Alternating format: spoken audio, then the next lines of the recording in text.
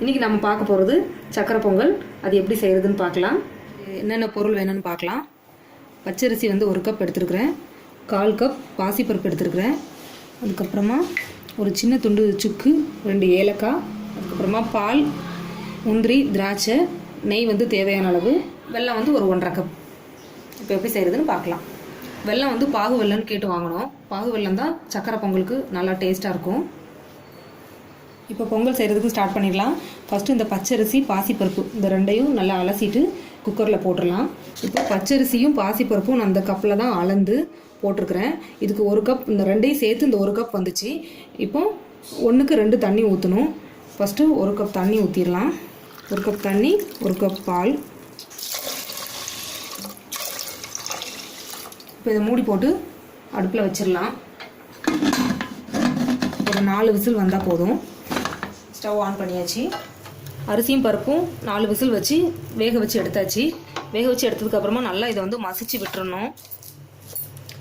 இப்போ வெல்லத்தில் பாகு எடுத்துடலாம்.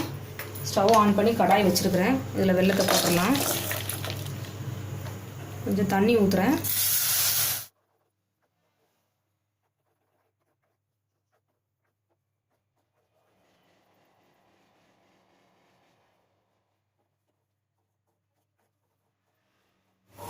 வெல்லம் வந்து நல்லா கரைஞ்சதுக்கப்புறமா வடிகட்டிடலாம்.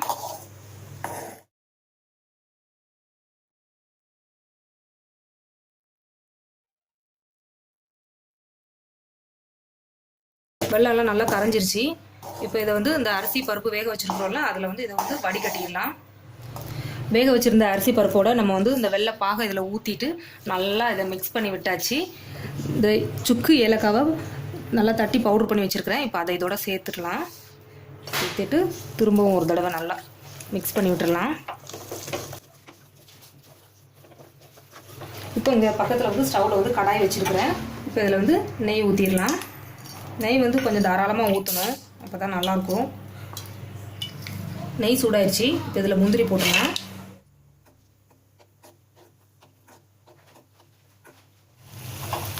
அடுத்து திராட்சையும் போட்டுடலாம்.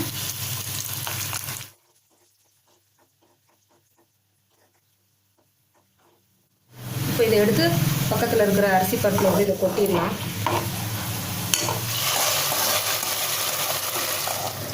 கொட்டிட்டு இதை வந்து அடுப்பில் வச்சுட்டு திரும்பவும் நல்லா மிக்ஸ் பண்ணி விட்டுடலாம்.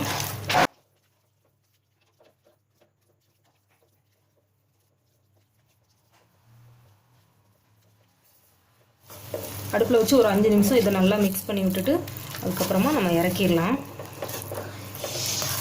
இப்போது சூப்பராக சக்கரை பொங்கல் ரெடி ஆயிடுச்சு. இப்போது ஸ்டவ் ஆஃப் பண்ணிடலாம். சக்கரை பொங்கல் ரெடி ஆயிடுச்சு. ரொம்ப டேஸ்ட்டாக இருக்கும்.